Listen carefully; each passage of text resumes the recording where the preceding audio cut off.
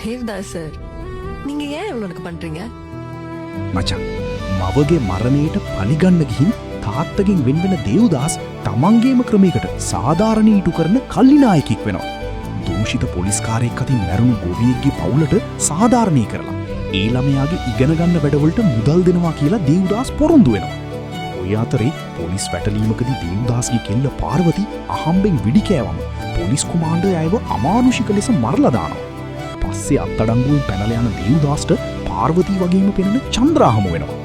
ඇයගේ උදව්වෙන් අර ගොවි ළමයාට දෙන්න තිබ්බ මුදල් ටික ආයෙත් සොයාගන්න දේවදාස් තාත්තා එක්කත් සමාදාන වෙලා ඒ මුදල් ටික පවුලට බාර දෙනවා.